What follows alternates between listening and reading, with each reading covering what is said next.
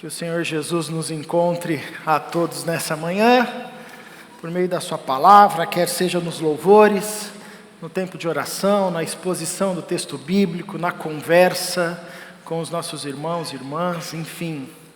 A gente hoje se reúne para louvarmos a Deus e celebrarmos também a ceia do Senhor. Comermos do pão, bebermos do cálice, assim como Jesus ordenou aos seus discípulos.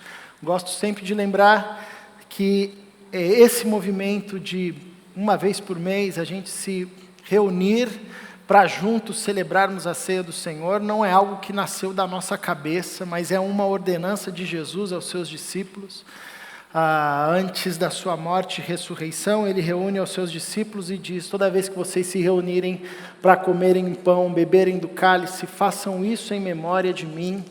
Então é um tempo onde nós juntos, comunitariamente, dedicamos esse momento para relembrarmos a morte e a ressurreição de Jesus de uma maneira muito especial e muito peculiar na nossa vida. Um tempo de olharmos o nosso coração, examinarmos a nós mesmos, à luz das Escrituras, à luz do sacrifício de Jesus, para assim nos fortalecermos novamente e seguirmos a caminhada. Então o em memória de mim não é um negócio assim, vamos lembrar apenas, né? Mas é uma memória ativa de quem de fato entende, compreende que a morte e a ressurreição de Jesus faz parte da sua história e a nossa história está entrelaçada à história de Jesus.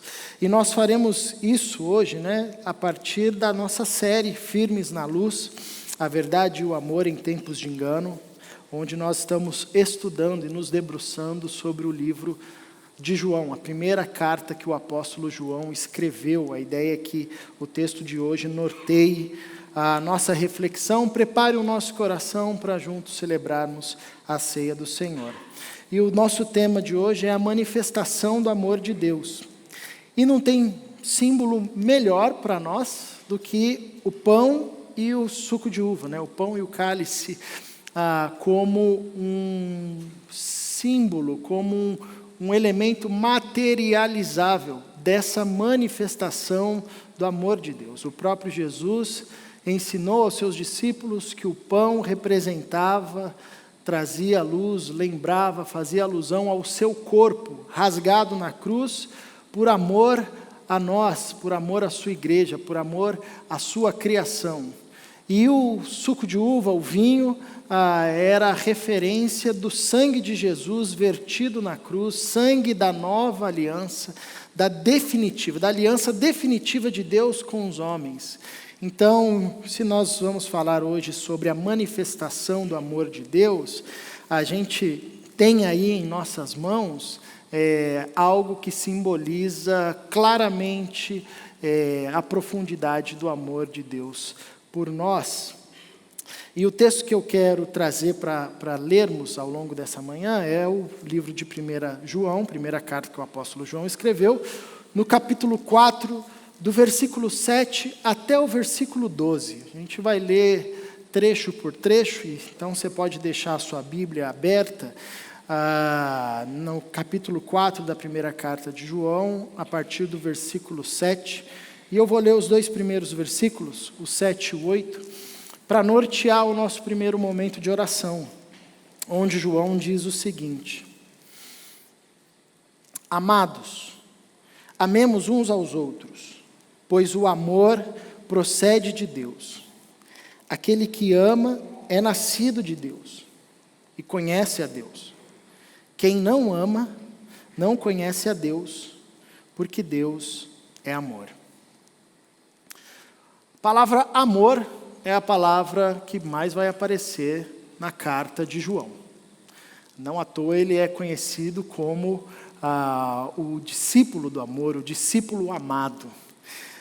João ele vai dar uma ênfase muito forte no amor de Deus manifesto aos seus e na prática do amor na vida comunitária e na caminhada com Jesus. Logo de cara, nesse verso inicial, a gente se dá conta que a prática do amor é um imperativo aos discípulos de Jesus. Não é uma coisa do tipo, se der tempo eu vou amar. Assim, eu vou escolher aqui as práticas cristãs, essa eu vou abraçar e essa não, né? O amor, ele é um imperativo. Amados, amemos uns aos outros. Não é algo opcional, mas, pelo contrário, na forma como João escreve e apresenta para nós, o amor é uma consequência quase que primária daquele que nasceu de novo. E para João, amar não é uma perspectiva romântica, hollywoodiana, sentimental, relacionada à afeição. A gente tem muita coisa em comum, então a gente se ama, nós somos bons amigos. Não é nesse sentido. A palavra aqui, e que é usada ao longo do texto de João para se referir à prática do amor, ela tem a ver com uma ação sacrificial, com uma ação em direção ao próximo, uma ação de serviço. E não necessariamente ela está presa ao círculo de pessoas que eu conheço. João não está falando, amem uns aos outros, e eu digo isso apenas aqui, nesse ambiente da nossa comunidade. Não, essa prática do amor, essa ação sacrificial, ela se expande, ela vai para além dos nossos limites relacionais, na nossa casa, no nosso convívio social, na nossa comunidade de fé. Ela é vista, sobretudo, em ambientes de oposição. Quando um judeu senta com um gentil, um senhor com um escravo, um homem com uma mulher, é aí, principalmente aí, nesses quadros de oposição, quando eu estou diante de alguém que me fez mal, quando eu estou diante de alguém que tem um pensamento totalmente diferente do meu, quando eu estou diante de alguém que assume uma postura que eu não concordo nem um pouco. É justamente nesses ambientes de tensão profunda onde nós somos chamados a viver esse imperativo de uma ação sacrificial, de colocar a necessidade do meu irmão à frente do meu direito. Amar, nessa perspectiva sacrificial, tem muito a ver com colocar a necessidade do meu irmão à frente do meu direito. Eu tenho direito, é o meu direito, mas eu abro mão disso para servir, porque o meu irmão tem uma necessidade. Eu lembro que uma vez um pastor, muito amigo, foi pregar no seminário que eu estava estudando. Eu era seminarista ainda, e ele era um congresso, ele foi lá e pregou o final de semana inteiro, e aí eu fui entregar para ele a oferta que o seminário ia dar para ele, né? E eu cheguei para esse pastor, falei, olha, essa aqui é a oferta que o seminário destinou para você. Ele pegou o recibo, assinou o recibo, pegou a oferta e deu para mim. E falou assim, olha, eu quero te abençoar com essa oferta. Eu nem preciso dizer que, como seminarista, era liso, né? Não tinha dinheiro para nada. Aí eu quase que não acreditei, né? Eu falei, não, essa oferta é para você, não é para mim. Ele falou assim, não, eu sei que vocês estão dando uma oferta para mim, mas Deus me deu esse mês o suficiente. Eu não preciso de mais, eu quero te abençoar. Então toma, fica para você. E obviamente essa oferta foi assim um oceano num deserto, né? Assim, ajudou bastante aquele mês. Isso é uma expressão de amor. Colocar a necessidade do irmão à frente do direito. Era o direito dele ficar com aquela oferta e está tudo bem. Não tinha nenhum problema. Mas ele, por um movimento de serviço, por um movimento de amor sacrificial, abre mão do direito para abençoar o outro. João nos revela que há esse imperativo para os discípulos de Jesus. Amar não como uma coisa que a gente faz de vez ou outra, mas amar de uma forma intensa, como um imperativo. E por quê? Porque na perspectiva de João, é essa prática de amor, é essa prática sacrificial, é essa prática de colocar a necessidade do meu irmão na frente do meu direito, que testifica que nós nascemos de Deus. Aquele que ama é nascido de Deus e conhece a Deus. Quem não ama não o conhece. O que testifica, na perspectiva de João, que de fato nós nascemos de novo, não é o fato da gente conhecer a Bíblia, não é o fato da gente ter uma vida ilibada, não é o fato da gente servir na comunidade cristã, embora todos esses elementos façam parte, mas uma ênfase clara no livro de João, que é assim, um ponto indiscutível do novo nascimento, é a prática do amor. Vez ou outra a gente lida com alguns irmãos que perguntam: como é que eu faço para saber se eu sou salvo mesmo, né? Se eu nasci de novo? Bom, se você perguntasse para João, a resposta dele ia ser: você ama o seu irmão?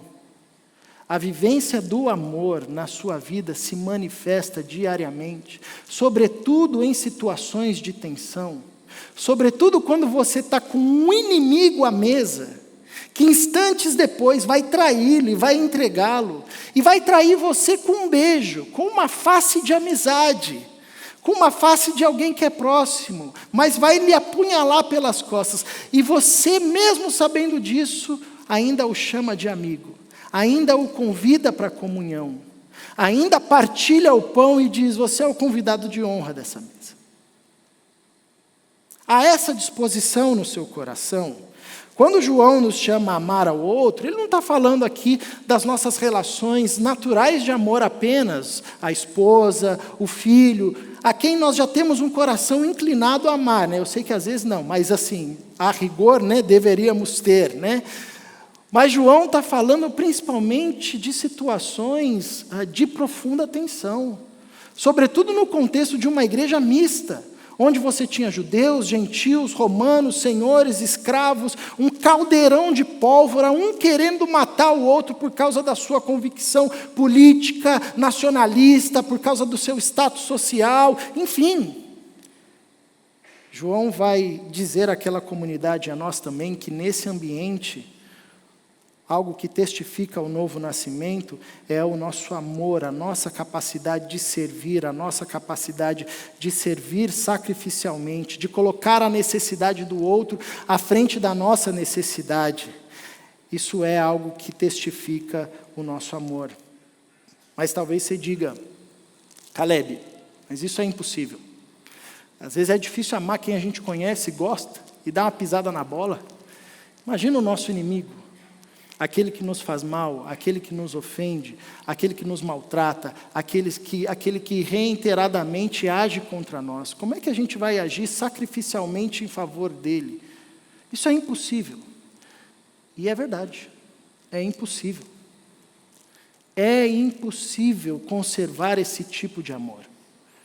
Por isso que só ama assim quem nasceu de novo. Por isso que essa profundidade do amor só se vê na vida de quem nasceu de novo. Porque é impossível. Se não houver um novo nascimento, se não houver uma conversão de coração, se não houver uma intervenção divina matando o nosso eu e fazendo nascer em nós uma nova vida, a gente não ama desse jeito. Amar nessa profundidade só se vê na vida de quem nasceu de novo, porque é impossível. É impossível dizer: Pai, perdoa-os, eles não sabem o que fazem. É impossível fazer como Paulo diz para a gente fazer: se o teu inimigo tiver fome, dá-lhe de comer, se ele tiver sede, dá-lhe de beber, não responda ao mal com o mal, mas vença o mal pelo bem. Isso é impossível. Isso é impossível. Por isso que isso só se vê na vida de quem nasceu de novo. Por isso a gente precisa relembrar que a caminhada com Jesus não é uma caminhada de tarefas, onde eu faço um monte de coisa para ganhar alguma coisa, mas é uma caminhada de novo nascimento, é um milagre. Nascer de novo é fruto da revelação divina que abre os meus olhos, me faz enxergar o Cristo, me faz nascer de novo. Produz uma nova vida em mim, e nessa nova vida em mim, aquilo que antes era impossível, começa a se tornar possível. Então João deixa claro que o amor nessa profundidade é uma marca de quem nasceu de novo. Por quê? Porque o próprio ser de Deus, o próprio Deus é amor. Quem não ama não conhece a Deus, porque Deus é amor. E essa é uma das afirmações categóricas aqui no livro de João e no Novo Testamento acerca do ser de Deus. Quem Deus é amor. Tudo que a gente conhece quanto amor, a gente vê na sua profundidade em Deus.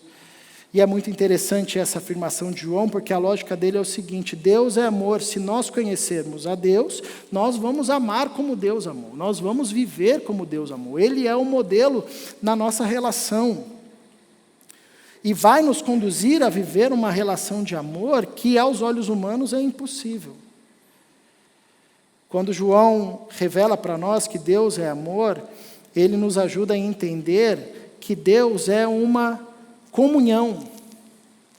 Porque o amor não se faz só com uma pessoa, né? É necessário que se tenha alguém a quem amar, alguém a quem esse amor se manifeste. E ao longo do texto bíblico a gente aprende que Deus é uma unidade composta, Pai, Filho e Espírito Santo, que vivem uma dimensão profunda de amor. O amor se faz na comunhão, o amor se faz na relação com o próximo. João, quando afirma que Deus é amor, também nos ensina que a razão de Deus ter criado todas as coisas, mesmo sabendo do trabalho que ia dar, porque pensa na dor de cabeça que foi essa criação, né? No trabalho que é. O quanto que custou para Deus criar todas as coisas? Por que Deus criou mesmo assim? Porque Deus é amor. E o amor sempre transborda. O amor sempre vai chamar mais pessoas para a mesa. O amor vai querer sempre mais ampliar a mesa, vai querer sempre mais pessoas participando. Então, na lógica de João, quando nós conhecemos a Deus e percebemos a profundidade do seu amor, isso se manifesta na nossa vida, numa vida que busca a vivência em comunhão, porque o amor precisa ser manifesto para o outro, o amor se faz na relação com o próximo. E numa vida que o amor transborda, onde a gente quer mais pessoas à mesa, onde a gente está expandindo, colocando mais cadeira, a gente quer que mais pessoas se acheguem e desfrutem dessa relação. No aspecto familiar, no aspecto comunitário, no aspecto de sociedade, a gente vê que o amor é algo que não pode ser limitado. Bom, partindo desses 2 versos, eu quero te dar um tempo de oração, convidando você a colocar o seu coração diante de Deus, se preparando para o momento mais à frente de comermos o pão e bebermos o cálice. Mas como está o seu coração, a sua vivência em relação a essa ordenança de João? Amemos uns aos outros. Aquele que ama é nascido de Deus. Deus é amor. Como isso ecoa no seu coração? Coloque o seu coração diante de Deus. Talvez o texto de hoje te confronte, mostrando que você tem se ensimesmado, vivendo num egoísmo, olhando só para você. Talvez ele te console, dizendo: é isso aí, você está no caminho certo, continua, te encoraje, te fortaleça. Meu desafio, meu desejo é que a gente coloque o nosso coração diante de Deus nesse momento. Se você quiser ficar sentado, você pode se assentar. Se você quiser se ajoelhar aí no seu lugar, você pode se ajoelhar. Mas dedique esse momento para um tempo de oração. Paizinho, a gente reconhece a nossa limitação, a nossa pequenez, reconhecemos que somos pecadores. E que esse exercício, esse mandamento para o qual o Senhor nos chama a viver, de amarmos uns aos outros, é algo impossível a nós. Reconhecemos a nossa limitação, reconhecemos que isso não é fruto da nossa força. E clamamos, Senhor, por Tua misericórdia, a Tua intervenção, quebrantando o nosso coração, formando esse caráter, essa vida em nós, uma vida de amor profundo. Que ao nos debruçarmos sobre quem Tu és, ao conhecermos cada vez mais o Senhor, fique evidente para nós o Teu amor profundo, e isso nos impulsione a vivermos também nessa constância de amarmos uns aos outros. Sobretudo aqueles que estão mais distantes de nós, com os quais às vezes a gente não tem afinidade nenhuma. que vejamos o Senhor formar na nossa vida essa disposição sacrificial, essa disposição em servir, em colocar a necessidade do meu irmão à frente do meu direito, e assim amar de forma sacrificial, para que o teu nome seja louvado, o Senhor seja glorificado, a tua vida seja vista na nossa vida, nas nossas ações. Em nome de Jesus, amém. Fiquemos em pé e vamos louvar ao Senhor mais uma vez. Falando acerca da manifestação do amor de Deus, e do verso 9 ao 10, nós lemos o seguinte: foi assim que Deus manifestou o seu amor entre nós, enviou o seu Filho unigênito ao mundo, para que pudéssemos viver por meio dele. Nisso consiste o amor, não em que tenhamos amado a Deus, mas em que ele nos amou e enviou o seu Filho como propiciação pelos nossos pecados. O que João descreve aqui, a gente acabou de cantar de uma forma muito profunda, como Isaías, no capítulo 53, descreve, que é o contexto dessa música. E João nos ensina, nos relembra aqui, que o amor, ele sempre vai se manifestar. O amor precisa se manifestar. O amor não pode ser guardado. Se há amor no nosso coração, é como uma fonte de água, de rio, que não consegue ser represado. Não pode ser represado. Você pode colocar lá o estorvo que for, a pedra que for, esse amor é uma corredeira que vem da parte de Deus, inunda a nossa vida e vai. A lógica de João é esse amor que não pode ser contido, não pode ser parado. Por isso, na vida daquele que nasceu de novo, o amor vai se manifestar, o amor tem que se manifestar. É a evidência do novo nascimento, a manifestação do amor, não como uma regra, não como uma tarefa, mas como algo que a gente vê acontecer, nascendo, a despeito das nossas condições, se conseguimos ou não, a gente vê uma ação sobrenatural. Por quê? Porque Deus manifesta o seu amor, o amor sempre será manifesto. E sempre será manifesto em direção ao próximo, em direção ao outro, em direção à criação, em toda a sua abrangência, em todas as suas dimensões, quer na relação familiar, quer na relação profissional, quer na relação com o meio ambiente, quer na relação com a sociedade. Um discípulo de Jesus, no qual o amor de Deus cresceu, foi plantado e agora se ramifica como essa fonte de água, de rio que não pode ser parada, vai se manifestar em todas as suas instâncias.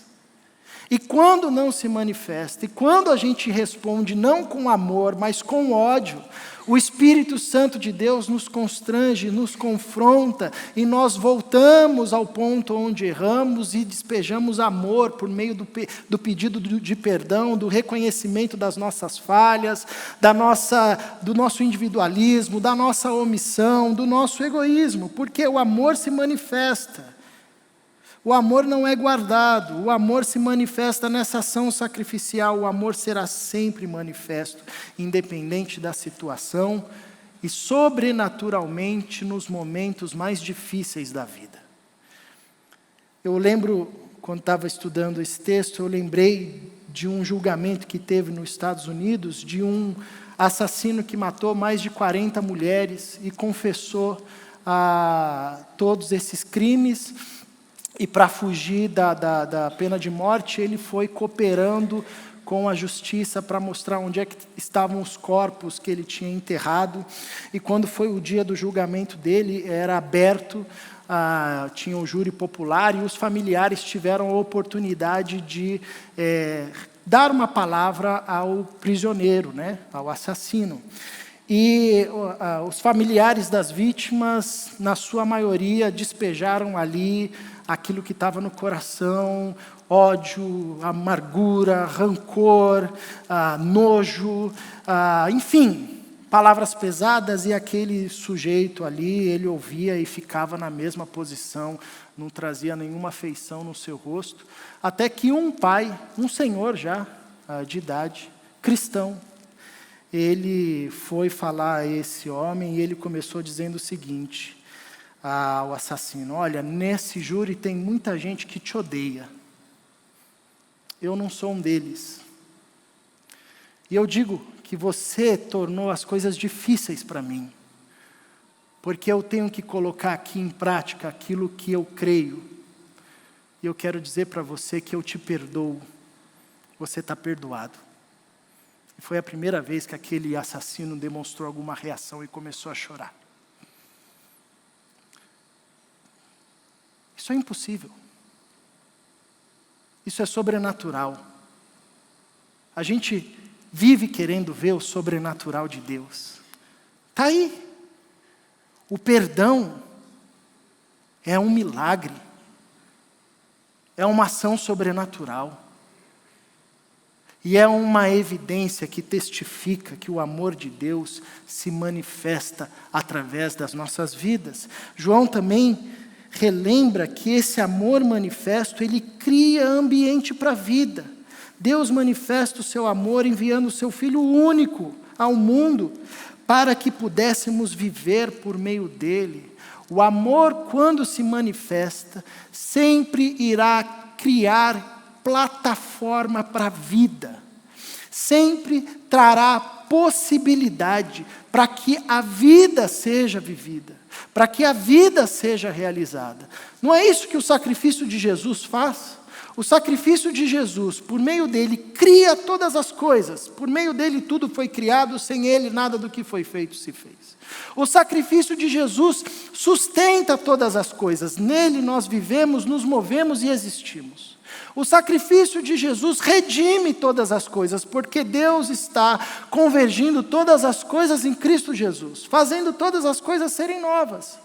A manifestação do amor de Deus em Cristo Jesus cria possibilidade para a vida, sustenta a vida e gera possibilidade para a redenção. O fato de criar todas as coisas já seria uma grande manifestação de amor. Deus poderia criar e falar: segue a vida aí, faz o que vocês quiserem. Mas Ele não apenas cria, como Ele sustenta a vida. Existem leis que regem o universo e fazem o dia aparecer no dia, a noite aparecer na noite, as estações aparecerem nas estações. Paulo diz que isso é uma manifestação do amor de Deus para que a gente pudesse viver minimamente. Não apenas sustenta, mas sustenta em estado de rebelião. Nós estamos em rebelião contra Deus. O nosso status, a partir da queda, é um status de rebelião. E Deus não disse: então se lasquem, vão viver aí pela sua própria vida. Não, Ele sustenta em estado de rebelião. E não apenas sustenta em estado de rebelião, que já seria uma coisa incrível, como Ele dá possibilidade de redenção. Ele diz: vocês não precisam viver em estado de rebelião, vocês não precisam viver em estado de morte. Há uma possibilidade de redenção, há uma possibilidade de salvação. Quando João nos chama a amar, ele nos chama a amar dessa forma, uma manifestação do amor que gera ambiente para a vida, que cria espaço para a vida. No nosso casamento, na nossa paternidade, maternidade, na nossa amizade, na sociedade, num ambiente profissional onde nós vivemos, com aqueles que têm pensamentos contrários ao nosso, que têm posições contrárias à nossa, com aqueles que nos faz mal, inclusive, nós somos chamados a amar, e a manifestação desse amor vai criar ambiente para que o outro viva.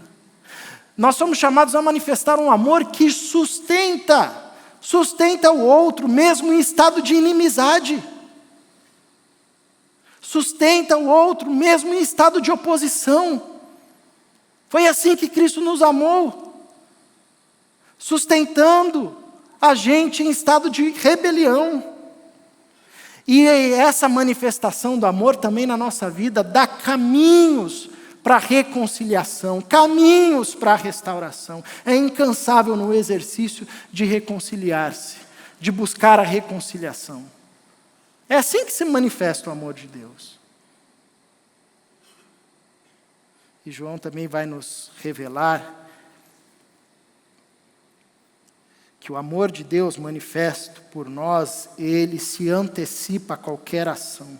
Nisto consiste o amor, não em que tenhamos amado a Deus, mas em que Ele nos amou e enviou seu Filho como propiciação pelos nossos pecados. Deus se antecipa. O amor de Deus se manifesta na sua antecipação. Não fomos nós que amamos primeiro, Ele nos amou primeiro. João nos ensina que o amor não é uma coisa póstuma, não é um negócio depois, mas o amor vem primeiro. O amor não espera o outro fazer para amar, mas o amor ama independente do que o outro fará. O amor cria espaço, o amor se dá primeiro. Se ele vai ser recebido ou não, se ele vai ser menosprezado ou não, se ele vai ser ridicularizado ou não, se ele vai ser acolhido ou não, isso não importa. Aquele que ama, ama. A despeito dessas coisas, e ama profundamente. E não ama se eu vou amar só 10%, hein? Se o cara responder, eu amo mais 20%. E se ele responder bem, aí no final do mês eu amo mais 100%. Não. O amor dá, se entrega. Entrega. Mas isso é loucura. Isso não faz sentido em nenhum lugar do planeta. Por isso que isso é um milagre na vida de quem nasceu de novo. Só quem nasceu de novo ama primeiro a despeito do que o outro vai fazer. Só quem nasceu de novo dispensa generosamente amor, criando espaço para a vida, sustentando a vida mesmo em espaço de rebeldia e dando possibilidade de arrependimento, dando possibilidade de redenção. Só quem nasceu de novo ama sim, porque não tem como. Quem não nasceu de novo não consegue amar nessa profundidade, porque isso aqui é um milagre. Isso é um milagre, isso é impossível aos olhos humanos. A gente tem dificuldade de amar quem a gente gosta. Está aí. A igreja quase que não sobreviveu a uma pandemia e a uma eleição. E olha que todo mês a gente está comendo o pão e o cálice. E quase que a gente se mata. Isso aqui é para quem nasceu de novo. Por isso que o apóstolo Paulo vai dizer aos coríntios que quando ele era menino, ele pensava como menino. Mas agora que ele cresceu, ele passou a pensar como gente grande. E aí ele fala do amor. Porque o amor não é para menino, o amor é para quem cresceu. O amor é para gente madura. O amor é para quem nasceu de novo. Quero te convidar para mais um tempo de oração. E como João nos encoraja sempre a uma vivência comunitária, a gente pode dedicar esse momento para um tempo de oração em conjunto, se você quiser. Se você quiser orar sozinho, sem problema. Mas se você quiser, você pode se juntar com 2, 3 pessoas, e a gente pode formar trios e orarmos. Dedicarmos os próximos minutos em tempo de oração comunitária. Se você conhece a pessoa que está do seu lado, pega aí o mais crente para orar pelo grupo. Se você não conhece, se apresenta a pessoa. Se alguém tiver algum pedido especial, pode colocar aí no grupo. E vamos dedicar esse tempo em oração comunitária. Paizinho, nós somos constrangidos pela forma como o Senhor manifestou o seu amor. É muito difícil. Tem que ter um coração muito duro, Senhor. Ao ler o que João nos apresenta e outros textos bíblicos acerca da manifestação do seu amor, e ainda permanecer com o coração duro.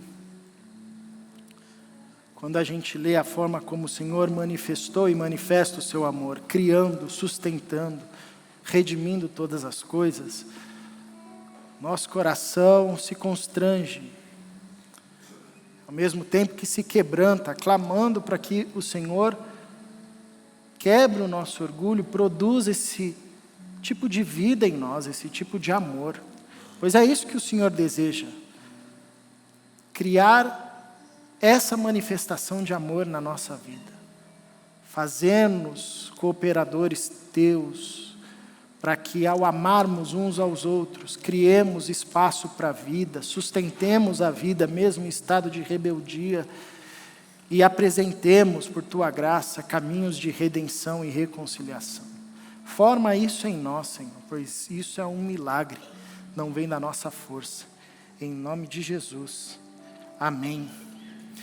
A gente vai cantar mais uma canção e no próximo momento a gente vai ter o momento da celebração da ceia. Se você ao entrar aqui não pegou o pão e o cálice em uma das mesas, conforme a gente for cantando essa próxima música, você vai poder fazer isso. E depois a gente vai comer do pão e do cálice. Fique em pé e vamos louvar a Deus mais uma vez. Você pode se assentar mais uma vez. João termina esse trecho dizendo: Amados, visto que Deus assim nos amou, nós também devemos amar uns aos outros. Ninguém jamais viu a Deus. Se amarmos uns aos outros, Deus permanece em nós e o seu amor está aperfeiçoado em nós. Visto que Deus assim nos amou, nós também devemos amar uns aos outros. Deus é o modelo de amor. E aqui tem uma boa notícia, que esse imperativo que João dá, amemos uns aos outros, mesmo sendo algo que a gente olha e diz, isso é impossível, é possível. Nós também devemos amar uns aos outros. E João não escreveria algo inspirado por Deus que fosse inalcançável. A boa notícia é que essa vida, esse jeito de amar está disponível. Talvez você se olhe e diga, é impossível, meu coração está tomado de ódio, eu só consigo olhar para mim mesmo. A boa notícia do Evangelho é, existe possibilidade. É possível experimentar esse novo nascimento e amar como Deus nos amou. Amar como Deus ama. Amar uns aos outros nessa manifestação profunda de amor. João vai dizer algo interessante também, que ninguém jamais viu Deus. A gente sabe, o apóstolo Paulo também trabalha essa lógica, Deus habita em luz inacessível. A gente nunca vai ver o Pai. Da Trindade, o Pai habita em luz inacessível. Luz inacessível é uma luz que ninguém acessa. Bom, ponto. O Espírito é Espírito, não tem forma, é como o vento. A gente sente a manifestação do Espírito, o Espírito habitando em nós, mas também não tem forma, é Espírito. De Deus, da Trindade, a gente vê o Filho, que o autor de Hebreus vai dizer que é a expressão exata do ser de Deus. Ou seja, a gente vê o Pai olhando para o Filho. A gente vê o Pai nas manifestações do Pai, que a Bíblia vai chamar da glória de Deus, quando Deus manifesta a sua glória. Mas Deus mesmo a gente não vai ver. E uma outra forma de vermos a expressão de Deus, a ação de Deus, João vai dizer que é na prática do amor. Quando amamos profundamente, Deus permanece em nós e essa é uma manifestação de Deus. A gente vê o Pai, a gente vê a face do Pai, a gente vê a expressão amorosa do Pai na manifestação de amor ao próximo. Eu lembro muito da história de um missionário amigo do Rio de Janeiro, que trabalhava numa comunidade do Rio de Janeiro, e o sonho dele era ir para Israel. E a igreja dele todo ano fazia excursão para Israel, e ele ficava, Senhor, tomara que eles me chamam para esse ano, tomara que eles me convidem, eu quero ir, eu quero pisar onde o Senhor pisou, eu quero colocar a mão onde o Senhor colocou as mãos, eu quero falar por onde o Senhor falou, andar por onde o Senhor andou. E aí teve um ano que chamaram ele para ir, ele ficou todo feliz, mas por algum problema eles tiveram que cancelar a viagem e ele não pôde ir para a viagem para Israel. Ele falou que ele sentou no pé do morro que ele trabalhava e servia como missionário e chorando começou a orar a Deus, falou, poxa Deus, queria tanto ir, para mim seria um privilégio andar por onde o Senhor andou, falar por onde o Senhor falou, colocar as mãos ali nos lugares onde o Senhor colocou, viver onde o Senhor viveu. E chorando, com o coração bem amargurado, ele disse que Deus falou com ele dizendo, meu filho, o privilégio não é você andar onde eu andei. O privilégio é eu andar por onde você anda. Porque quando você coloca os seus pés nessa comunidade, são os meus pés que estão subindo. O privilégio não é você colocar as mãos onde eu coloquei, o privilégio é eu colocar as mãos onde você está colocando as mãos, porque quando você abraça o pessoal dessa comunidade, são as minhas mãos. Quando você fala ao pessoal dessa comunidade, sou eu falando, isso é um privilégio. Essa é a manifestação de Deus na nossa vida. A gente quer muito ver Deus, é muito comum ver os crentes falando, poxa, eu queria ver Deus, então ama. Porque Deus, o Pai, a gente não vai ver. Esquece, Ele habita em luz inacessível. Nós veremos Deus como? Nas suas manifestações na história, no Filho Jesus Cristo, que é a exata expressão do seu ser, e na prática do amor sacrificial. Aí Deus se manifesta, a gente precisa recalibrar os nossos olhos, para aprender a ver Deus no abraço, no ombro, no consolo, no fortalecimento. E aí vivermos Deus permanecendo, habitando no nosso meio e aperfeiçoando o seu amor em nós. A gente vai comer o pão e do cálice. Se você está sem o seu pão e cálice, levanta uma das suas mãos, que o pessoal do Connect vai aí te servir. E participar desse momento é participar do convite de Jesus aos seus discípulos. Isso aqui não é exclusivo da Iba Viva, mas é uma mesa partilhada para aqueles que entendem esse chamado de Jesus, desejam amar como Deus nos amou e vivem nessa trilha, reconhecem esse amor, desfrutam desse amor, ensinam sobre esse amor e desejam viver esse amor.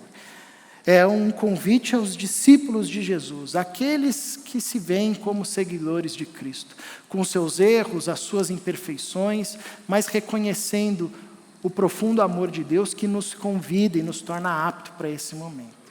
Se você está visitando a gente aqui hoje, e isso é uma novidade para você, isso não faz parte da sua perspectiva de vida, o nosso ensinamento é não coma, não participe. Porque o convite é para aqueles que entendem esse movimento da graça e caminham reconhecendo Jesus em sua vida, em sua família, ensinam isso aos seus filhos, enfim. Agora, se isso faz sentido para você, você é convidado a participar desse momento. Convido você a ter mais um tempo de oração, colocando o seu coração diante de Deus. E depois nós vamos juntos comer o pão e beber do cálice. Obrigado, Senhor, pelo privilégio de participarmos desse momento e relembrarmos ativamente do sacrifício de Jesus em nossas vidas. Que ao comermos o pão e bebermos o cálice, reafirmemos para nós, entre nós, o nosso amor pelo Senhor, que é fruto do teu amor por nós. O Senhor nos amou primeiro.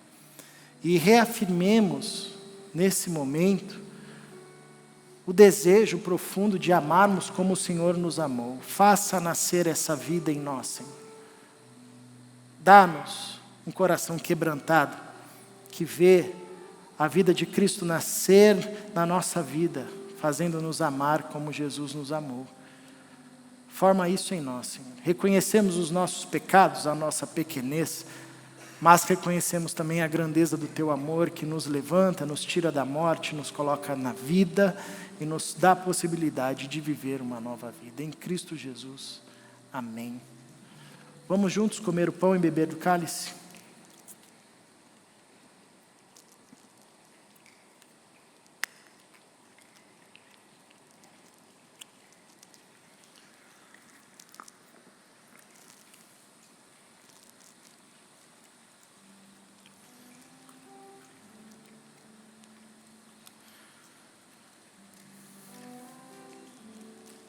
Obrigado, Jesus, pelo teu sacrifício, o teu amor. Que a tua vida floresça na nossa vida para a tua glória. Em Cristo Jesus, no teu santo nome. Amém. Fiquemos em pé e vamos cantar mais uma vez ao nosso Senhor.